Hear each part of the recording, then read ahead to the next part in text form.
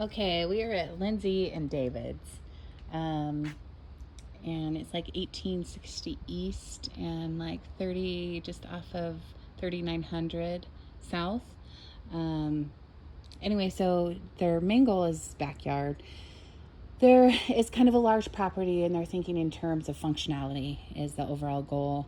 Um, so we talked about making this more functional. They love the roses, but they just don't get to enjoy them because it's kind of off to the side and in a pathway. So we talked about putting in berries along here, whether it be raspberries or something like that. Maybe even getting a vine or something that could grow along the fence. And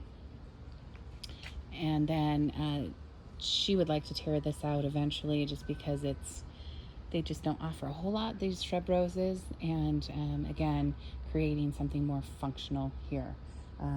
They have some strawberries over in that zone, so maybe more edibles here. They talked about a hot tub down the road, but eventually the goal is to eliminate the grass, mainly in that area over there. And then they would like a grassy patch here, but with more drought tolerant, low water, not as often mowing grass, kind of down off this. And we can create, even something aesthetically pleasing to tie into these two areas. And then over here, flagstone and chat, just kind of making this just more functional with, they do like plants, lavender, different things like that where it's sunny. They do have solar panels on the roof, so keeping that in mind in terms of the functionality of those. So they have this irrigation system that comes from Big Cottonwood Creek, and it comes from the front yard and runs all the way down and back. So his dream would be to have like a dry creek and to be able to turn it on and have it flow when they're able or have guests around.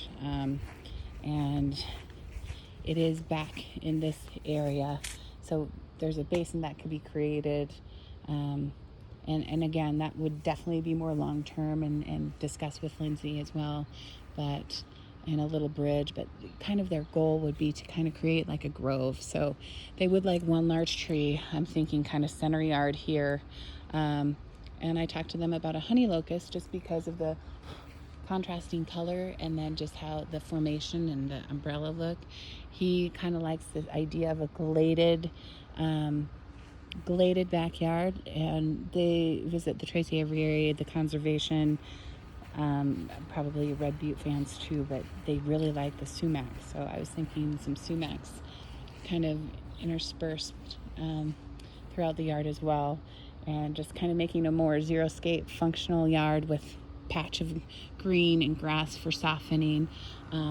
Long term too would be to put a gate over on that side. I'll go in the front and kind of explain the plan on that side. And I think that's basically it for back here, other than incorporating a peach tree and kind of enhancing it wherever we decide to locate a peach tree and a apricot tree. And I think it'd be fun to even tie in some lavender and things around those trees. And then keeping all the trees that they have existing now, these Chanticleer pears. Neighbors have some nice shade trees. They're going for shade. They really want some shade. And then down the road, this pad could eventually be reconfigured, but this is kid zone for now, and they're happy with that. So David drew up a plan for the front and kind of his dream. They don't have an irrigation system, so that's something that would need to be incorporated. We talked about a Japanese maple here, so the front is really does well, and there's not a whole lot they want to change with it. They have a stunning sycamore tree that offers so much for the yard in terms of shade and just aesthetics and everything. Super cool, mid-modern look. But his goal would be to kind of encompass the rest of this front, separating it ultimately from the street. Again, bringing in some chat maybe even some flagstone. But just his thought process was kind of like curbside, sprinklers getting damaged, different things like that. So just kind of pulling back the yard a bit and still keeping the grass up in that area, and then kind of burning up this area a bit. If you can see from the front yard, or even just the front patio area, we talked about turning this into kind of like seeding as well. There's some cool things that could be done, but from here it would be nice to berm up that area and just kind of create a little bit more of a barrier, even if it was slight, screen with shrubs and different things like that. And then along here is their garden. We talked about moving this box slightly over, probably close to a foot, at least 10 inches. You can see the property line is right where the fence is.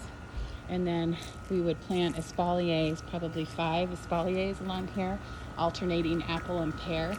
And then they would like to put a gate in this zone. So this honeysuckle would need to be trimmed back, and so that they can have a flow throughout the entire yard, maybe with a few flagstones interspersed with some chat in here, just to make this functional, and so that, wood chips end up everywhere and things like that. So that would be probably a priority for this fall. Get some trees in.